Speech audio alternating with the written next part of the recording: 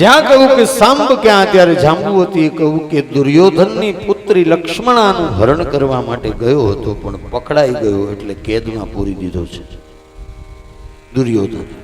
ભગવાને વિચાર કર્યો કો હવે અહીંયા ખરેખર લક્ષ્મણાની ઈચ્છા ન હતી સાંબ સાથે લગ્ન કરવાની, બિલકુલ ઈચ્છા ન, અને છતાં હરણ કરવા ગયો. તો ભગવાને તો જે જેના હરણ કર્યા છે ને એ સામેની ઈચ્છા હતી એટલે હરણ કર્યા છે.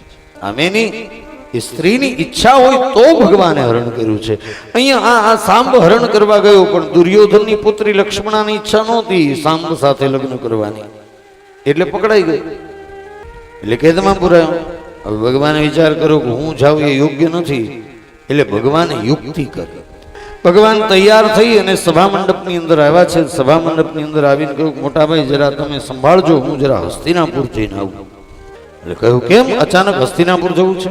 અરે કહ્યું આપણો દીકરો સાંબ, એ સાંબને દુર્યોધને કેદ કર્યો છે અને એને છોડાવવા જવું છે. અરે બલભદ્રજી કહું તારે જવાની જરૂર નથી, હું જાઉં છું, તું રે. ભગવાને કહ્યું મારે આટલું જ જોઈતું, કારણ કે દુર્યોધનના ગુરુ છે બલભદ્રજી. એટલે ભગવાને કહ્યું ઠીક છે મોટા ભાઈ, તો તમે જાઓ, હું અહીંયા રહું. બલભદ્રજી ગયા છે હસ્તિનાપુર.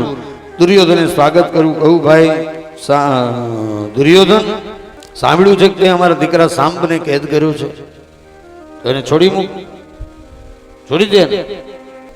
દુર્યોધને કહ્યું તમે યાદવો તમારી જાતને સમજો છો શું?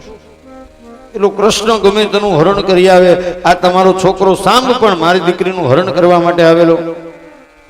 બલભદ્રજીએ કહ્યું તું છોડી દે, અને બીજું તારી છોડી દે, તું એને છોડી દે ને તારી છોડી દે.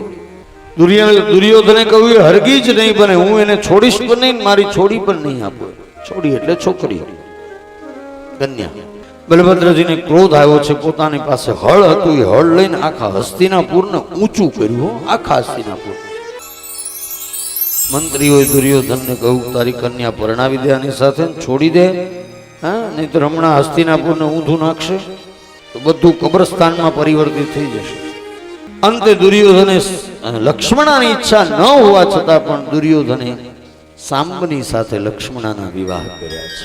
તો આ સ્ત્રીનો અપરાધ થયો. એની ઈચ્છા એ વાત અલગ છે, અને એની ઈચ્છા વિરુદ્ધ કામ કરી એ વાત અલગ છે.